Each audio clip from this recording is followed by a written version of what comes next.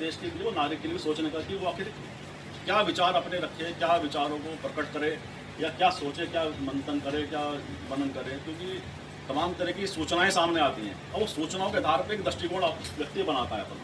अब वो सूचनाएं कितनी सार्थक हैं, कितनी मनगढ़ंत हैं, कितनी फेक हैं, कितनी सत्यता है उनमें, तो ये भी एक सामान्य नागरिक के लिए तो उसे छांटना बड़ा मुश्किल है। तो इसमें देश की सरकार का कर्तव्य हो जाता है कि सोशल मीडिया पे जो भी इस तरह का फेक चलता है उन पे लगाम लगे, ऐसे लोगों पर कार्रवाई करे जो फेक न्यूज़ फैलाने के माहिर हैं। लगातार छोटे वीडियो, पता नहीं कहाँ के वीडियो बना कर डाल देते हैं, लोग समझते हैं कि सत्य है। तो इस तरीके से कहीं ना कहीं बहुत ज़्यादा परेशानी महसूस करता है, ज़्यादा मन व्यतीत होता है लोगों का। कर रहा है जिस तरह से पूरे विषय को कवर कर रहा है, उसकी भी उसने कहीं ना कहीं जिम्मेदारियों का निर्वहन उस तरह से नहीं किया। वह लगातार हिंदू मुस्लिम या वर्ग विभेद की बात कर रहा है, वो सोशल मीडिया पर उसका प्रभाव दिखाई देता है। तो तमाम तरह की बातें सामने हैं कि सोशल मीडिया पर अंकुश लगाना चाहिए, टीवी मीडिया पे जिम्मेदारी उनकी तय होनी चाहिए कि आप किस तरह की रिपोर्टिंग कर रहे हैं। सुरक्षित हो जाए कि कोई भी नापाक हरकतें दुश्मन देश या जो भी हमारे पड़ोसी देश है भारत में ना कर पाए, तो उन पर पूरा एक्शन सरकार को लेना चाहिए। और हमारा कोई मंच आज सरकार को मतलब पूरा समर्थन है, जो भी फैसला वो करती है सरकार, हमारा जो भी निर्णय लेती है उस पर पूरा नागरिक समाज देश का उनके हर कदम के साथ है, उन्हें पूरा समर्थन व्यक्त करता है उनके प्रति। और साथ ही जो वहाँ पे हताहत लोग जो हैं, जिनकी मृत्यु उस हमले के अंदर हुई है, उनके प्रति भी हम शोक संवेदनाएं अपनी व्यक्त करते हैं। उनके परिवारों के शोक में हम सब शामिल हैं इस मंच के माध्यम से। और मैं आग्रह करता हूँ कि 2 मिनट खड़े होकर एक मौन भी धारण करें उन सब। जब सब एक हैं तो हम तो यही कहेंगे कि जग को हंसाएंगे हंसाने वाले, बात का बतंगड़ बना लेते हैं जमाने वाले। धर्म की बात करूं या शर्म की बात करूं, एक ही जैसे तो मंदिर और मस्जिद को गिराने वाले कहते हैं अल्लाह वालो राम वालो, अपने मज़हब को इस सियासत से बचा लो। मंदिर मस्जिद कभी फुर्सत में बना लेना, जो नफरत से टूटे पहले वो घर तो बना लो। कहता अपने घर की छत को बचा कर रखना, अपने पड़ोसी की दीवार गिराने वालों, बस एक ही रहने दो भारत का प्यारा तिरंगा झंडा, रोज़ झंडे में अपना नया डंडा फंसाने वालों। एक झंडे के नीचे सब आ जाएं, प्यार मोहब्बत है। क्योंकि महाभारत काल के दौरान भी जब महाभारत युद्ध हो रहा था तो भगवान श्री कृष्ण एक बार संधि का प्रस्ताव लेकर जाना चाहते थे, तो सब पांडव कह रहे मेरी प्रतिज्ञा का क्या होगा, दो के मेरे बालों का क्या होगा। मैंने उसने कहा कि इतनी मौतों के बदले अगर शांति मिलती तो वो सस्ती मिलती, ये भगवान श्री कृष्ण ने कहा था। लेकिन महाभारत होना था वो हुआ, उसको कोई टाल नहीं सकता था। समय स्थान टाइम करण हमारे शास्त्रों में लिखा, सब चीज़ फिक्स है हर चीज़ की, जो कुछ होना था वो होके रहेगा। मीडिया को अगर आप देखो तो आज जो ट्रैक है या हवाई जहाज है, अब तक तो कम से कम पाकिस्तान को खत्म कर गया होगा। हकीकत ये है इस देश में सबसे पहले ऐसी मीडिया को रोकना चाहिए। मीडिया वहां जाके रील बना रही है, संवेदनाएं जो उनकी मर गई हैं बिल्कुल। देश में 140 करोड़ लोग हैं इस समय, सरकार के साथ है, विपक्ष पूरी तरीके से सरकार के साथ है। अब जब सिविल में लोग मारे गए हैं तो लोगों में गुस्सा है, कहीं ना कहीं जोश है। दूध पीता बच्चा भी में भी जोश है, और जो मरने को तैयार है हमारे देश का बुजुर्ग उसमें भी जोश है, और महिलाओं में भी जोश है। राहुल गांधी को कहा जाता है विदेशी। राहुल गांधी अमेरिका दौरा छोड़कर देश में आ जाते हैं और सर्वदलीय बैठक में शामिल होते हैं। जो सर्वदलीय बैठक करी जाती है पाकिस्तान का इलाज करने के लिए, उसमें ना तो प्रधानमंत्री शामिल होते हैं। बात करो पाकिस्तान पाकिस्तान पाकिस्तान, जो 140 करोड़ जनता ने इस देश के प्रधानमंत्री को बनाया है। आज जो सड़कों पे कौन विपक्षी लोग आक्रोश यात्रा निकाल रहे थे, सरकार के लोग सड़कों पे आके आक्रोश निकाल रहे थे। इस देश में आक्रोश है, शहर बंद हो रहा है, गुस्सा है। प्रधानमंत्री से मांग करिए जनता कि पाकिस्तान कुत्ता ये पागल हो गया है, इसका इलाज कर दीजिए प्रधानमंत्री जी। 140 करोड़ लोग आपके साथ हैं, हम आपके साथ हैं। सबसे तो आसान ये है यार, देखो पाकिस्तान को खत्म कर देना चाहिए, ये कह दो, और पाकिस्तान मुर्दाबाद, पाकिस्तान का ये कर देंगे। जैसे टीवी चल रहा है, पानी रोक दिया, अलग सूख गया, कृषि बर्बाद हो गई, ये एक वो बंद हो गया, एक चैनल गेट बंद कर दिया, ये आ रहा है ना, हो जाएगा क्या? जब देखो टेक्निकली संभव ही नहीं है। मैंने इस पर रिसर्च करा, मैंने बात भी करी कई लोगों से, और खुद भी देखा समझा उसको। मैं बड़ी जिम्मेदारी से बोल रहा हूँ कि 10 से 20 साल लगेंगे, 20 साल कम से कम, अरबों रुपए का खर्चा होगा। अब कैसे पानी रोक दोगे? तो पानी अभी रोकोगे, अभी क्यों रोकोगे? पहले भी तो रोकने को कहा था कुछ ना कुछ।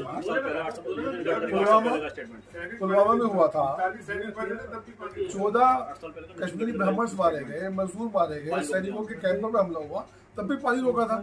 रोक पाएंगे पानी?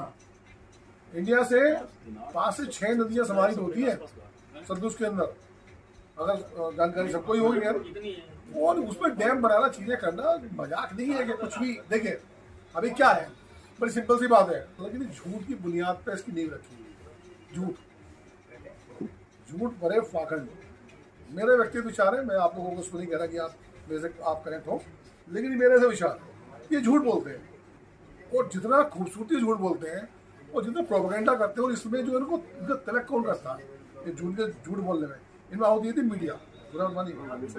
मीडिया जो है, मीडिया मर चुका है। मीडिया में दरअसल कोई रहा नहीं। एक प्राइवेट कार्यक्रम से होते थे, आप यहाँ पे देखिए मेरठ में एक न्यूज़ निकलती है सोशल मीडिया के ऊपर प्लेटफॉर्म पर, वो न्यूज़ चलेगी, सारे जितने भी यहाँ पर सरकार को समर्थन देने संगठन है अलग अलग, वो एक ही प्रकार का प्रचार होगा। किसी को देख लीजिए आप, एक बैनर होगा, एक स्लोगन होगा, एक वो बनेगा, क्या बोलते हैं उसको, फेसबुक क्या होता है वो, ब्लॉग, उसको चलेगा ये इस प्रकार से है।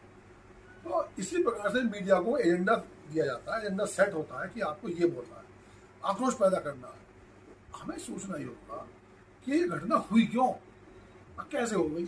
27-28 मारे गए, लेकिन पुलवामा में तो 40 लोग मारे गए थे, 40 सैनिक, और जिनमें लाखों रुपए का खर्चा होता है।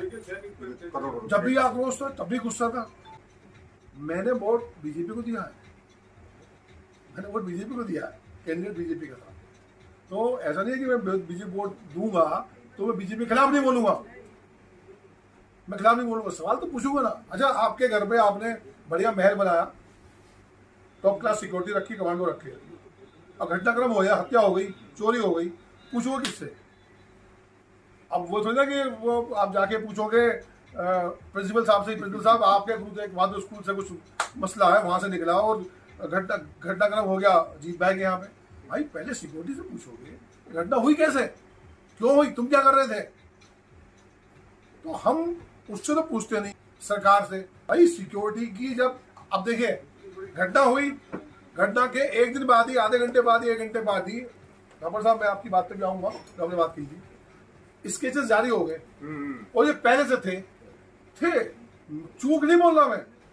आपने जब थ्रेट्स थी तो आपने क्यों नहीं इसमें कार्रवाई करी, आपने उसके लिए सुरक्षा व्यवस्था क्यों नहीं दी? सवाल बनेगा यहाँ से। अब ये उससे पहले निशिकांत दुबे जाते हैं अपनी फैमिली के साथ में वहां सेलिब्रेट करने के लिए, प्रदीप भाई, निशिकांत दुबे जाते हैं सेलिब्रेट करने के लिए अपनी वो सालगिरह, तमाम सिक्योरिटी थी। पैसे दे हम, इनकम टैक्स दे थापर साहब, हम लोग पैसे दें और हमारे पैसे सुरक्षा किसको मिले? नेताओं को। इन नेताओं को कितने इनकम टैक्स आ रहे हैं पता करो। 19 को प्रधानमंत्री जा रहे थे, उन्होंने कैसे ये जो बड़े बड़े व्यापारी हैं, बड़े बड़े अध्यक्ष हैं अलग अलग लोगों के, इनको तमाम सिक्योरिटी मिल रही है। किसका पैसा? हमारा पैसा। तो हमारे, हम लोग मतलब कभी सड़कों में मारे जाएंगे, कभी किसी गोली से मारे जाएंगे, कभी कुचल दिए जाएंगे, कभी आतंकी हमें मार देगा। हमारी सिक्योरिटी कुछ नहीं, इनकी सिक्योरिटी के तमाम चीजें। तो सिक्योरिटी लैप्स हुई, पता ही नहीं था।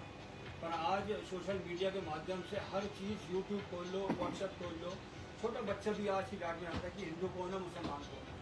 जात बिरादरी बांट दी गई हैं, दुश्मनी की बातें शुरू हो चुकी हैं। और मैं घोर निंदा करना चाहता हूँ, जो कृत्य कश्मीर में हुआ, जो बेकसूर लोग मारे गए, उस पर देश ने ये फैसला लिया है कि हम पाकिस्तान का पानी बंद कर देंगे। पर मैं पूछना चाहता हूँ अपने देश के प्रधानमंत्री से, क्या ये संभव है?